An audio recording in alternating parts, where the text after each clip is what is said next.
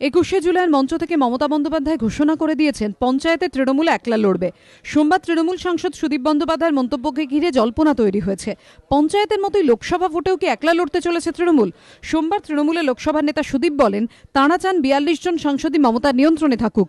পাল্টা প্রদেশ কংগ্রেস নেতৃত্ব বুঝিয়ে দেয় তৃণমূল একলা চললে তারাও প্রস্তুত। এই প্রেক্ষাপটে মঙ্গলবার প্রদেশ কংগ্রেস নেতৃত্বকে কাঠগড়ায় দাঁড় করালেন সুদীপ বন্দ্যোপাধ্যায়। বললেন, প্রদেশ কংগ্রেসের কয়েকজন নেতা মাঝে মাঝে এমন মন্তব্য করেন যাতে কংগ্রেস তৃণমূল সম্পর্কের মধ্যে দূরত্ব তৈরি হতে বাধ্য। রাজ্যের কংগ্রেস সাংসদরা অবশ্য সুদীপ বন্দ্যোপাধ্যায়ের মন্তব্যের তীব্র কটাক্ষ করেছেন। 42 জন সাংসদকে নিয়ন্ত্রণে আনাকে তৃণমূলের আকাশকুসুম কল্পনা বলে কটাক্ষ করেছেন অধীর চৌধুরী। দীপা দাসমুন্সির দাবি, কংগ্রেস ছাড়া রাজ্যে 42টি আসনে জেতা তৃণমূলের পক্ষে অসম্ভব।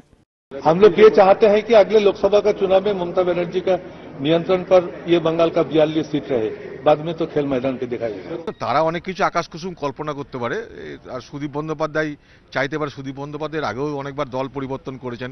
মমতার উপর তার কতটা নিজের বিশ্বাস আছে সেটা নিয়ে আমার যথেষ্ট সন্দেহ আছে, কিন্তু তা সত্ত্বেও আকাশ কুসুম কল্পনা করা নিশ্চয়ই যেতে পারে।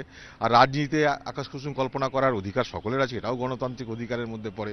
কংগ্রেস ছাড়া 42টার মধ্যে 42টা আসন দখল করার এই স্বপ্ন একটা নিছক বাতুলতা ছাড়ার কিছু নয় বলে আমি মনে করি। রাজ্য স্তরের কিছু কিছু কংগ্রেস নেতারা এমন কিছু কিছু কথা এক সময় বলে থাকেন যাতে দুই দলের মধ্যে দূরত্ব সৃষ্টি হতে বাধ্য হয়। সোনিয়াজির সঙ্গে দুপুরে মধ্যাহ্নভোজে ছিলাম, তিনিও ভূয়সী প্রশংসা করলেন মমতা ব্যানার্জির, যে না দার্জিলিংয়ে যে কাজ হয়েছে এর তুলনা মেলা ভার।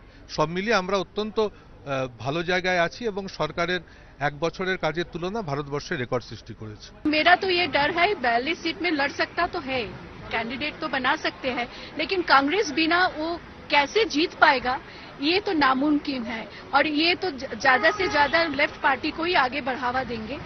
রবিবার বিজেপি নেতা লালকৃষ্ণ আদবানি তাঁর ব্লগে বলেন, এবারে লোকসভা ভোটের পর অকংগ্রেসি অবিজেপি কারোর দেশের প্রধানমন্ত্রী হওয়ার সম্ভাবনা রয়েছে বলে তিনি মনে করেন। আদবানির এই ব্লগ লিখনের পরই মমতা বন্দ্যোপাধ্যায়ের প্রধানমন্ত্রী হওয়ার জল্পনা উস্কে দিয়ে সুদীপ বন্দ্যোপাধ্যায় সোমবার বলেন, প্রধানমন্ত্রী হওয়ার সমস্ত গুণই মমতার মধ্যে রয়েছে।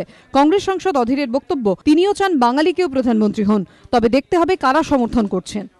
Indian people are fond of selecting political personalities with honesty, transparency, with commitment, with dedication, with simplicity, and Mamata Banerjee is certainly topping the list in the Indian politics. যে তার যদি কখনো প্রধানমন্ত্রী হওয়ার সুযোগ আসে, তবে যেমন প্রণববাবুর মতন একজন বাঙালিকে আমরা চেয়েছিলাম রাষ্ট্রপতি পদে, তেমনি তার পক্ষেও আমরা সওয়াল করব। বাংলার এমপিরা অন্তত আমি করব।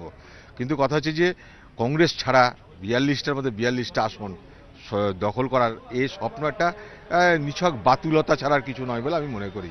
বাংলার একজন যদি প্রধানমন্ত্রী হওয়ার যোগ্যতা থাকে, যদি তার নাম সমর্থন করে ভারতবর্ষ সবাই, তখন অন্তত আমরা বিরোধিতা করতে যাব না, বাংলার লোক বিরোধিতা করতে নিশ্চয়ই যাবে না। কিন্তু তার আগে দেখতে হবে তাকে কতজন সমর্থন করছে।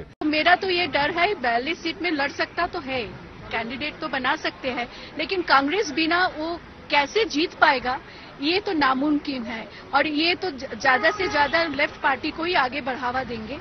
और बाद में वो जाके ये भी कहा है, एक हिंट दिया है कि प्रधानमंत्री मुख्यमंत्री अब 2014 के बाद प्रधानमंत्री भी बन जाएंगे बंगाल के मुख्यमंत्री। तो वो उनका सोच हो सकता है, वो सपना भी देख सकता है, लेकिन कांग्रेस के बिना ये नामुमकिन है, कभी हो नहीं सकता। তবে তৃণমূলের তরফে এও জানানো হয়েছে, লোকসভা নির্বাচন নিয়ে এখনো কোনো সিদ্ধান্ত তারা নেয়নি। বিজেন্দ্র সিংহের রিপোর্ট, এবিপি আনন্দ, নয়াদিল্লি।